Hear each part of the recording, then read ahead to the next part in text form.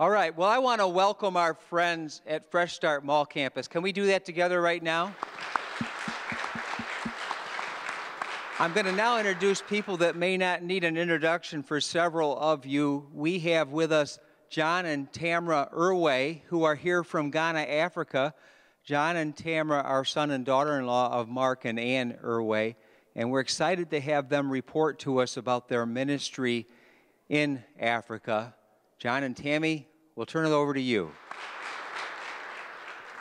Wezo. Welcome. Mi jojinambe mile afisia. We're very happy to be here.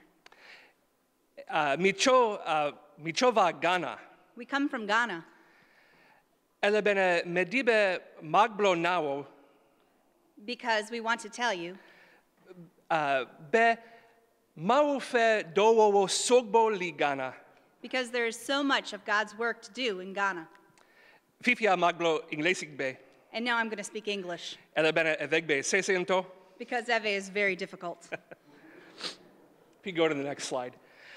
Thank you so much for having us come just for a few minutes this evening here. We want to share with you what God has been doing with us in our ministry in Ghana, West Africa, over the last 15, 16 months or so. And the first task that we had while we were in Ghana, since we arrived on August of 2013, was to learn the Ewe language. That's the tribal language of the people group that we're going to be working with, and we began to make friends with. And so for those first 3 months, we did nothing but listen to our language teacher. The next slide, please. Listen to how the language sounds and what was done in that time, and trying to learn how to do that. If you go to the next slide, please. Part of the language study was not just learning the words, but also the culture. One of the culture things that we learned while we were there, our teacher, Mr. Chukpo, said, well, why aren't you picking the mangoes in your front yard? And as you can see in the picture, there were mangoes in the trees. But I didn't know how to pick them. So part of learning the culture and the language was he taught us. And then he proceeded to kick John out because he wasn't catching them properly. And this 70-year-old man ran around the yard and caught the mangoes. And he was better at it than me. Next slide. Over those months of learning language, became very close with our teacher, Mr. Tukpo, so much so that he brought us into his own family and brought us to his home village where he grew up as a child. Again, it's one of those instances where we were able to, through the language learning process, learn the culture a little bit more, and even go to his home village and where his aunt, who still lives there, was able to cook for us. Next slide, please. Building relationships is a very important part of assimilating into any culture, and it comes about as you learn language. This gal here, Grace, was one of the girls who I met as I built relationships. Next slide. I also had the opportunity to meet a couple people and talk with them as well, and that working side by side and building those relationships is really what this is all about. Our team mission in Ghana is to multiply healthy churches. We exist as a group of missionaries there to see the Church of Christ grow in Ghana. And so much of that is based on building those relationships, having those connections with people. Next slide. In that goal of multiplying healthy churches, we see our role as doing discipleship, literacy, and leadership training. And you can go to the next slide and just click through those slowly as you go. That discipleship comes with building relationships, like this instance where I got to do some labor with a friend of mine named Kasi and build that relationship, and that opened doors for us to talk about daily life things and bring in how God works in those situations. As I was learning the language, I would walk down to the local cafe and try to sound out words in Ewe in my book, and I established a relationship with this girl who was amazed that I could read Ewe because she couldn't, even though it was her own language. So literacy is very important to help women and girls read the Bible in their own language. And then as we begin to develop those relationships and they become deeper and they begin to know God in a deeper way, we bring them into a leadership training type arena where we can do things like teach how to study the Bible. We have conferences on marriage and family, and trying to give them tools to empower them and to develop them to be leaders in their own church. Because we want to come alongside the Ghanaians and see them do the work in their own church. As much as we would love to be there and do all of it ourselves, it's much more effective for us to train and equip them to do the work themselves. You can go to the next slide. So again, Discipleship, literacy, and leadership training, that's our heart for multiplying healthy churches in Ghana.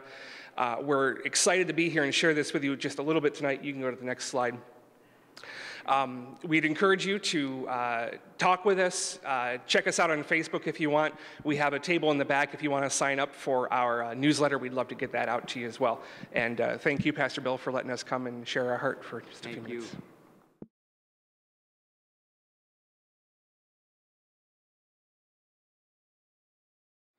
Well, I am beginning today a series called Enough. And if you would find your message notes, your teaching notes, and follow along with me, you'll see the title there.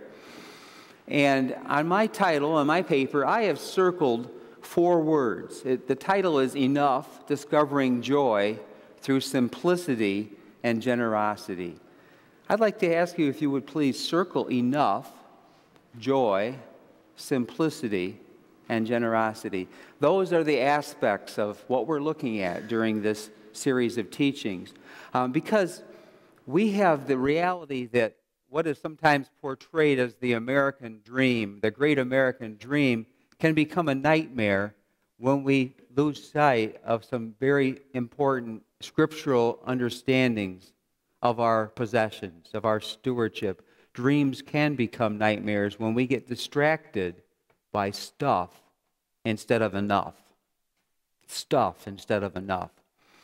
John D. Rockefeller, famous, very wealthy millionaire, maybe a billionaire before billionaires were not very common, that is associated with oil and Standard Oil. One time, after he had made millions and millions of dollars, was asked, "Well, Mr. Rockefeller, how much money is enough?" And he said, "A little bit more." We have that attitude. A week ago, this weekend, Linda and I were in Virginia, and we were staying in Williamsburg, Virginia, and we went back specifically Sunday morning to worship at the Bruton Parish. It's an Episcopal parish that this year is celebrating the 300th year of that building. Can you imagine? And we were told actually where George Washington and Thomas Jefferson would have sat. Back then, they sat in the pews according to their rank of importance in society, and they were both members of the Virginia House of Burgesses, so their designated seats were in a certain place. Well, Linda and I were so presumptuous to sit in George's seat, you know, and just to say we did it, I guess. Tie with John D. Rockefeller is they were having this next month their annual John D. Rockefeller celebration because he gave them so much money to maintain that church that they still depend on it today. So Mr. Rockefeller, with his desire for a little bit more, at least knew how to share some of it with Williamsburg and with that church in particular. The Bible, surprisingly, somebody counted this, refers to money and riches and giving over 2,500 times. The Bible refers to prayer right around 500 times. 5 times more reference to our stuff and our things than to prayer. Why is that? Because I believe that those things can be really sabotaging our faith if we don't keep them in perspective. 1 Timothy 6:10b is in your notes there. I'm going to go back and read 10a, actually. It says, "For the love of money is at the root of all kinds of evil." Now read the next part with me.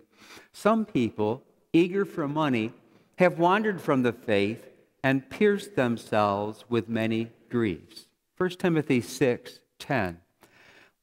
Sometimes we say that money is the root of all evil. That's not true. What does it say? The love of money is the root of all evil. When the United States was about 50 years old or so, there was a Frenchman, an author, a philosopher named Alexis de Tocqueville.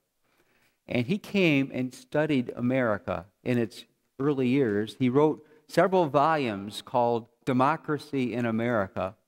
And it's interesting that he said this back in the 1820s, as I recall. One of his famous statements is, "America is great because she is good. If America ceases to be good, America will cease to be great." That's pretty well known. But he also said this. He said, Americans are extremely eager in the pursuit of immediate material pleasures. They are always discontented with the position that they occupy. They think about nothing but ways of changing their lot and bettering it. For people in this frame of mind, every new way of getting wealth more quickly, every machine which lessens work, every means of diminishing the cost of production, every invention which makes pleasures easier or greater, seems the most magnificent accomplishment of the human mind. One usually finds that the love of money is either the chief or a secondary motive at the bottom of everything the Americans do. That was written almost 200 years ago. Wow. Could that still be true today? Ecclesiastes 5:10, the lover of money will not be satisfied with money, nor the lover of wealth with gain. This also is vanity. That's Ecclesiastes, where the writer of Ecclesiastes says all is vanity. Everything is vanity. Another verse here, I'm going to turn and give you the context in Matthew chapter 16, reading from verse 24, and then I'm going to ask you to pick up verse 26 with me. Jesus said to the disciples, if any of you wants to be my follower, you must put aside your selfish ambition, shoulder your cross, and follow me. If you try to keep your life for yourself, you will lose it, but if you give up your life for me, you will find true life. Now read the next verse with me. For what will it profit you if you gain the whole world but forfeit your life? Or what will you give in return for your life? The American dream. You know, we have in the Declaration of Independence that our dream is life, liberty, and the pursuit of happiness. That sounds great, but I wonder if that pursuit of happiness takes us off track sometimes. What characterizes the greatest hopes, desires, and dreams of most Americans? I believe that there's this subconscious desire to achieve success, desire for more, desire for material possessions, to pursue more, to gain more. That's success in our culture today. We measure success by the stuff we possess. The American dream is the pursuit of immediate material pleasure. Don't wait. You have to have it now. It's either primary or perhaps secondary. Your motivation is to buy your way to happiness, to consume, to acquire. That immediate emphasis can be our downfall.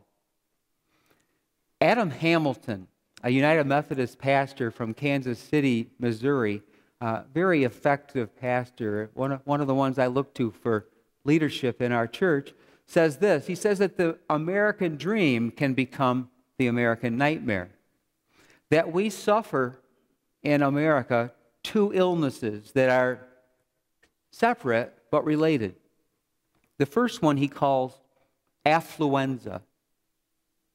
Now, this last winter we dealt with influenza, with the flu.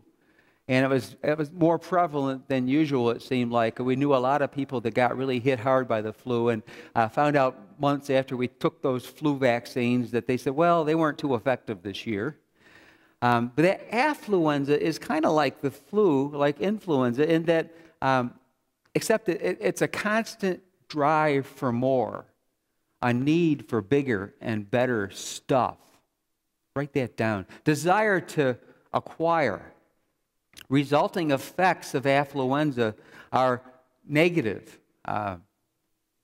People like John and Tamra, or Mike and Glenda, who we support in third world countries, come back to this world, this culture, and they say they can't believe how much consumer materialism there is. I remember Mike and Glenda taking the bus from New York City to Elmira a couple of Decembers ago, saying they couldn't believe how many of those self-storage units they saw. You know, they just creep up everywhere, don't they? And what do you do with all that stuff? Well, you got to pay rent by the month. I know of someone that's paying a few $1,000s a year to store their junk. Maybe they go visit it once a year, you know? Why do we do that? Why are we so consumed with affluenza? Well, it's related to another sickness called credititis. Credititis is an illness that is brought on by the opportunity to buy now, pay later. Credititis feeds on our desire for instant gratification. Instant gratification. Right now, it's got to be now. Our economy is built on instant gratification. Credititis. It exploits our lack of self-control. Credititis is the feeling that we get from affluenza. It wreaks havoc on our personal resources. It wreaks havoc on our nation, on our world.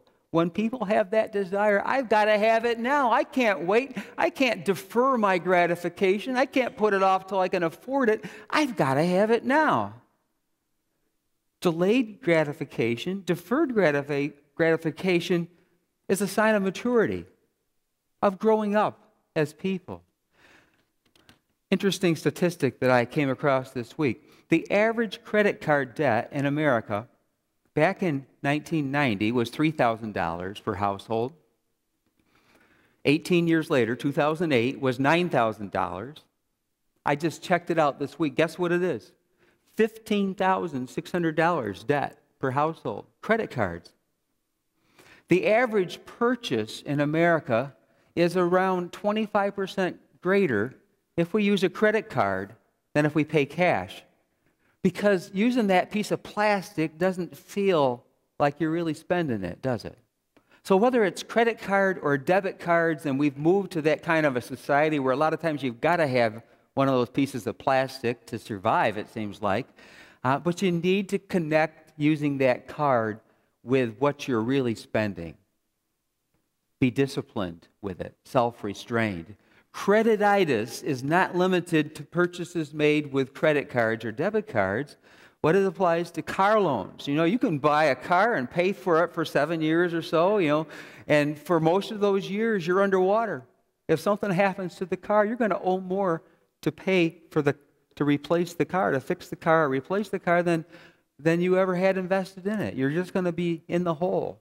A few years back, our nation got in big trouble with subprime mortgage lending money to people that couldn't afford it, and encouraging them. Oh, you can have a house. Well, you don't have the money. That's all right. We'll work with you here, and then they're not able to keep up with the mortgage, and it causes great problems personally, and nationally, and internationally. The indebtedness increases and the savings decrease. Underneath this is a spiritual issue. There's an underlying spiritual matter at stake. Stewardship, I wish I had this in your notes. Try to write this down if you would. Stewardship is when God organizes your life so He can spend you. Stewardship is when God organizes your life in a way that He can spend you. Does that make sense to you?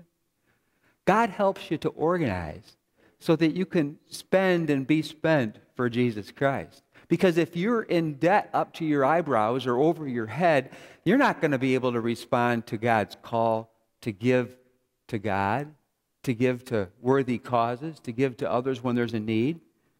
Stewardship, to put this very simply, stewardship is lordship. The lordship of Jesus Christ calls us to stewardship. Stewardship is when God organizes your life so He can spend you. Our souls were created in the image of God, but they have been distorted by sin. The devil takes advantage of that sin. The devil preys upon our sin nature in 5 ways. The question, the struggle that we face internally is between a desire for possessions or a desire for God. Security of wealth or security in God. Competition with people versus loving people. Pursuing money and things versus enjoying life's simple pleasures. Selfish hoarding of our resources or generosity with those in need. the devil preys upon our sin nature and takes us off task and misshapes our plan that God has for our life. Our memory verse this week, John 10:10. Read it with me, please. Jesus said, "The thief comes only to steal and kill and destroy. I came that they may have life and have it abundantly." John 10:10. Financial stewardship is a matter of spiritual warfare. It's warfare between the thief who would steal and kill and destroy and Jesus who would give you life and life abundant. Now, is that abundant life to mean that you're going to live like John Rockefeller? Probably not. But you're going to have an abundant life and riches that cannot be purchased with money or credit cards. An abundant life of fulfillment and a sense of being who God wants you to be. The abundant life is not about things. I asked if we could listen to the song during communion today by Scott Wesley Brown, and it appeared, first of all, in a poem before he sang it in a song. It's this: things on the mantle, things on every shelf, things that others gave me, things I gave myself. Things I've stored in boxes that don't mean much anymore, old magazines and memories behind the attic door, things on hooks and hangers, things on ropes and rings, things I have that blind me to the pettiness of things. I love this last part. For discarded in the junkyard and rusting in the rain are the things that took the finest years of a lifetime to obtain. And whistling through the tombstones, the hollow breezes ring, a song of dreams surrendered to the tyranny of things. Are we going to surrender to the tyranny of things or the lordship of Jesus Christ? Mark 8:36, again, what do you benefit if you gain the whole world but lose your soul? The worship band sang today, "Change my heart, oh God." We need our hearts changed. We need a heart change. Change my heart, oh God, may I be like you. Change my heart, oh God, make it ever true. Change my heart, oh God, may I be like you. Or the other song that the worship band sang, "In my heart, in my soul, I give you control. Consume me from the inside out. Let justice and praise become my embrace, to love you from the inside out." We need God to change us from the inside out. So with God's help, we can change. First of all, we can simplify our lives and silence those voices constantly telling us that we need more. Second, we can live counterculturally by living below instead of above our means. It's like swimming against the current to do that. You're swimming against everything that you're going to see on TV or in the advertising on the internet or wherever you're seeing or hearing commercials. It's all credititis and affluenza. You know, I was reminded of the struggle as we face this struggle, swimming against upstream. I was reminded of something that I learned first from Chuck Swindoll, very well-known Bible teacher on the radio. And it's called Codfish and Catfish. He writes this: a number of years back, the codfish industry in the northeast coast of the U.S. had a problem. The fresher the fish, the better. So how could they keep the codfish fresh while they transported them across the country?